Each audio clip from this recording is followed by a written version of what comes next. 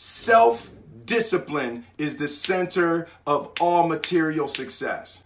You cannot win the war against the world if you can't win the war against your own mind. I love this one. Fail early, fail often, fail forward. It's always a little bit frustrating to me when people have a negative relationship with failure. Failure is a massive part of being able to be successful. You have to get comfortable with failure. You have to actually seek failure. Failure is where all of the lessons are. When you go to the gym and you work out, you're actually seeking failure. You want to take your muscles to the point where you get to failure, because that's where the adaptation is. That's where growth is. Successful people fail a lot. They fail a whole lot more than they succeed, but they extract the lessons from the failure and they use that the energy and they use the wisdom to come around to the next phase of success. You gotta take a shot. You have to live at the edge of your capabilities. You gotta live where you're almost certain you're gonna fail. That's the reason for practice. Practice is controlled failure. You're getting to your limit, getting to your limit, getting to your limit.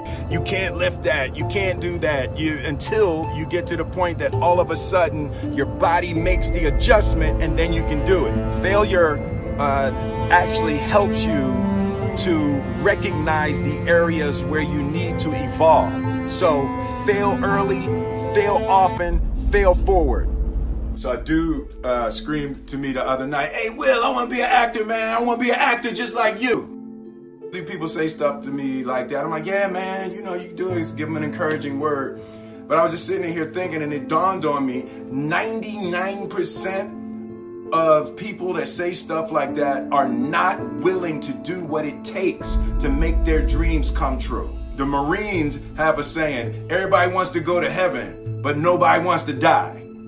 And that's just real. At the center of bringing any dream into fruition is self-discipline. Something as simple as food and eating.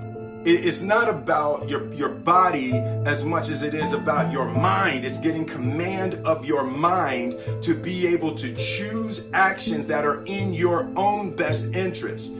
Every day we are choosing not in our own best interest. Right? So if the world is attacking you and the world wants to fight you and the world's trying to hold you down, so you're going to kick yourself in the balls? So you're going to stop yourself from getting what you dream. Self-discipline is the center of all material success. You cannot win the war against the world if you can't win the war against your own mind. The only thing that I can see, you can never really look at yourself. The only thing that I see that is distinctly different about me is I'm not afraid to die on a treadmill.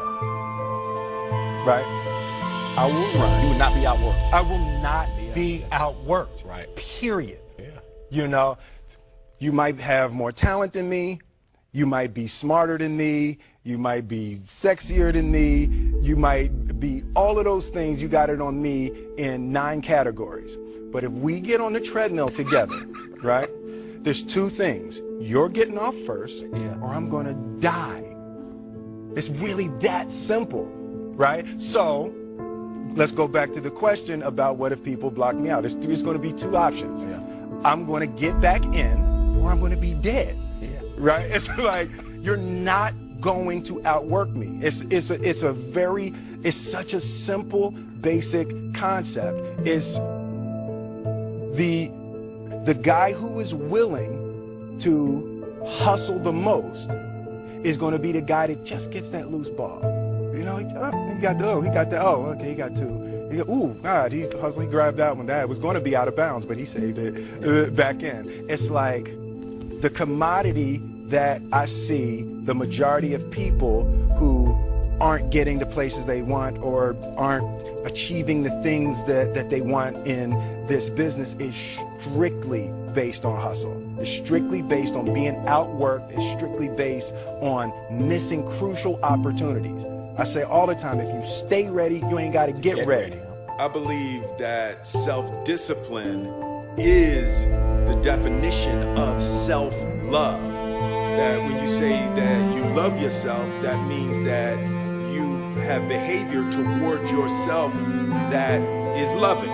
It's like you say to yourself, hey man, look, I know you want to eat that pizza and it'll be really good, but I can't let you eat that, man, because if you eat that pizza, you're going to feel like shit, and I love you too much to let you eat that. And I think the word discipline has kind of gotten a bad name. We think about it in terms of punishment. I'm not talking about discipline in that way. I'm talking about discipline in the sense that you forego immediate pleasure for the exchange of long-term self-respect. Self-love is, hey, look, I know you got a test on Monday, and I know you really want to go out with your friends. It's Saturday night, you want to go out, but if you fail that test, you're not going to feel good about yourself.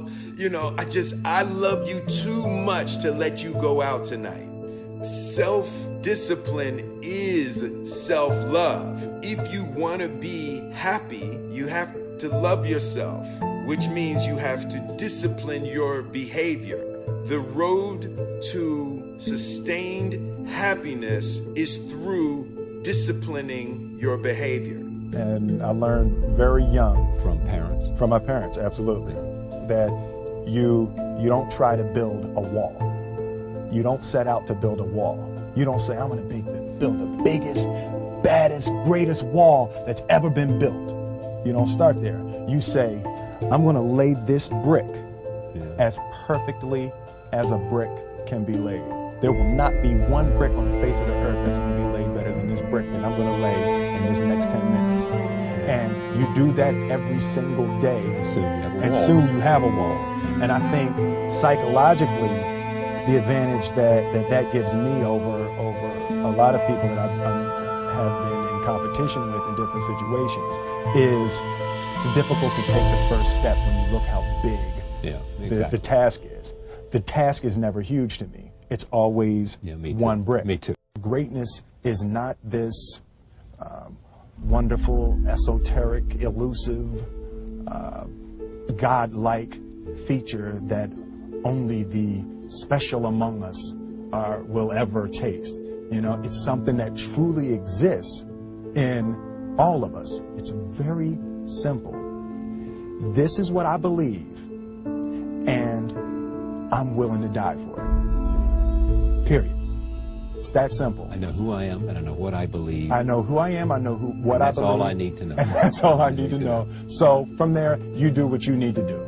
And I think what happens is we make the situation more complex than it has to be. Because we're looking for complexity. There's got to be something complex to understand. It can't be that easy. The separation of talent and skill is one of the greatest misunderstood concepts for people who are trying to excel, who have dreams, that want to do things. Talent you have naturally. Skill is only developed by hours and hours and hours of beating on your craft. I've never really viewed myself as particularly talented. Where I excel is ridiculous, sickening work ethic. While the other guy's sleeping, I'm working. While the other guy's eating, I'm working. There's no easy way around it. No matter how talented you are, your talent is going to fail you if you're not skilled.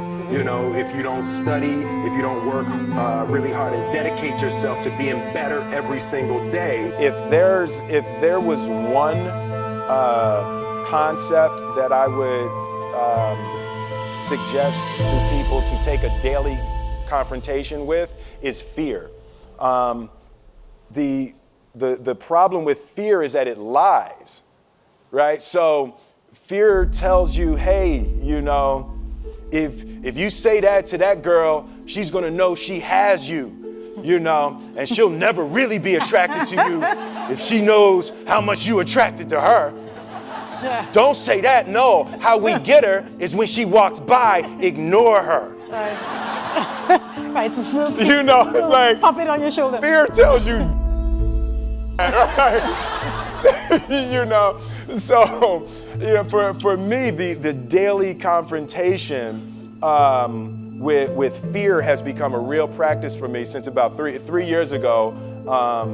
I went skydiving in Dubai, right? And skydiving is a really interesting confront with fear, right? So everything's normal. So you fly and you go up to 14,000 feet, and you notice there's a light. It's red and it's yellow and green, right? So right now the light's red. So then you start thinking at some point the light's gonna go green, but you don't know what's gonna happen, right? And you wait and it goes yellow, and the light goes green, and somebody opens the door, and in that moment you realize you've never been in a freaking airplane with the door open. Right? Terror, terror, terror, terror, right? So you go, and then, you know, if you were smart, you sat in the back so you don't go first, right? And then people start going out of the airplane, and you go, and the guy walks you up to the end of the thing, and you're standing and your toes are on the edge and you're looking out down to death. And they say, on 3. And they say, 1, 2. And he pushes you on 2 because people grab on 3, right? Right? And you go, and you fall out of the airplane, and in 1 second, you realize that it's the most blissful experience of your life. You're flying, right? It doesn't feel like falling, right? It's like you actually are kind of held a little bit by the wind, and then you start falling, and there's zero fear. You realize that the point of maximum danger is the point of minimum fear. It's bliss. It's bliss, and you're flying, right? And you're